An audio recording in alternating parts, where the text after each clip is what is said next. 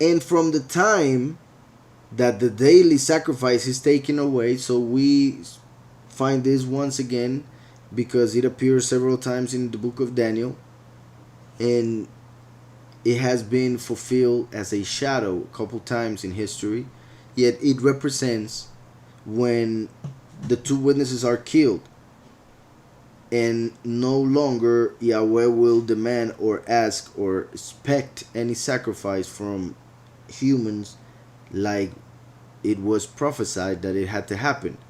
So the daily sacrifice, which let me see in Hebrew, it says, and from that time, Hatamid says, Husar Hatamid will be taken away.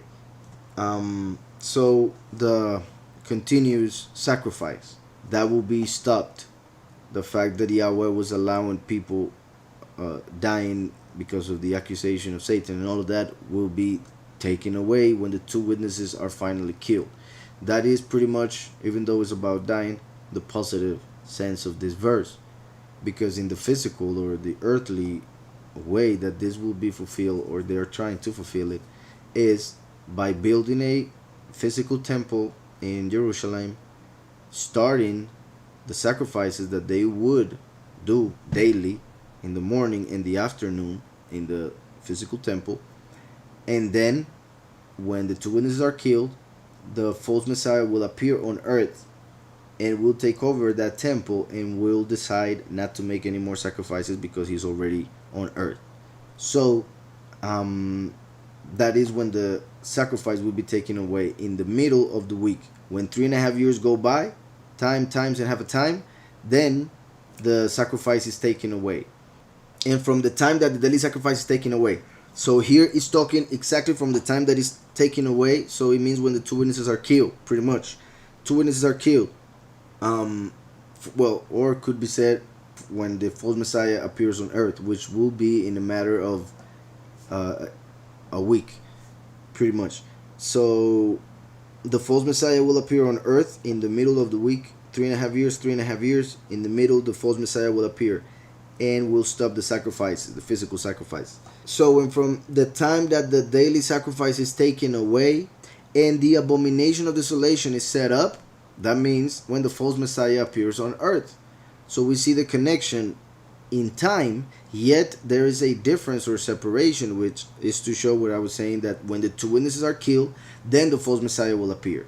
That's why the son of perdition cannot appear until the one who is in the middle is taken away, or while he's not taken away, which is while the witness is not killed, then the son of perdition cannot appear.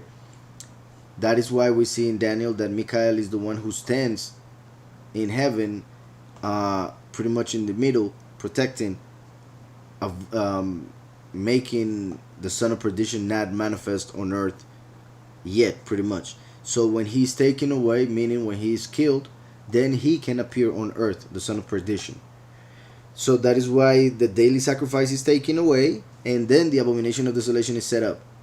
In the physical sense, I already explained it, and you can hear it everywhere when it comes to Christian eschatology. But I repeat, once the two witnesses are killed, till that moment, most of the feast will be fulfilled already. But those feasts that have to do with sacrifice definitely will have been fulfilled, since Yahushua fulfilled Pesach, Matzot, first fruit, and Shavuot. Now the two witnesses fulfill Yom Teruah and Yom Kippur, and that's it. So the daily sacrifice, which is not even called daily, but the sacrifice that Yahweh decided to make on this earth, they would be fulfilled. Not just the two witnesses and Mashiach, but also the martyrs that have died and, like I said, received body during the fifth trumpet. So those sacrifices will come to an end, and then when the two witnesses are no longer on this earth, blocking the manifestation of the son of perdition, when they are killed, the son of perdition will appear, and that son of perdition is the false Messiah, called the abomination of desolation. Scripture talks of idols as abominations, and talks of destruction, as desolation. So the abomination of desolation is an idol that is able to destroy. We see in the book of Revelation that the first beast, the world leader, gets together with the second beast, the false prophet, and they make an image that is an idol. And Yahweh allows to give breath to the image that is a person. So the second beast will give the breath of Satan to that human body that they will make, being that an image, because when Yahweh made us, he made us in image and likeness. So the image will be a body, and the likeness will be the breath that Yahweh will allow the beast to give to this body, which is the image. So the image of the beast will be a human body that will receive the spirit of Satan, the abomination of desolation, an image that will be able to destroy. That's why Revelation says that that image will kill those who do not worship him. So those who do not worship the image will be killed by it and his army, because he will claim to be God on earth, the Christ, and he will demand worship.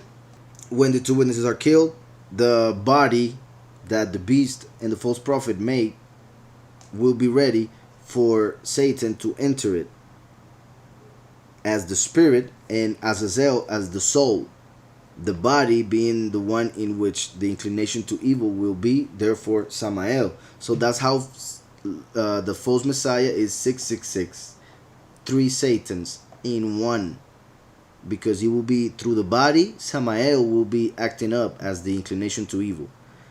The spirit that will give it life will be Satan, the spirit of the sons of disobedience, the spirit which is the God of this world, which will fall in Revelation 12.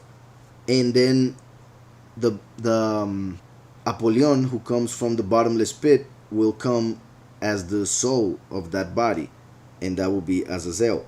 And I know that that may be new to some, but we see it in scriptures in many ways, how that is pretty much the end of it. Just like Yahweh will be one through first and last, who become one. Yahushua is already one with the Father. When he becomes one with the last, that would be 3 in 1.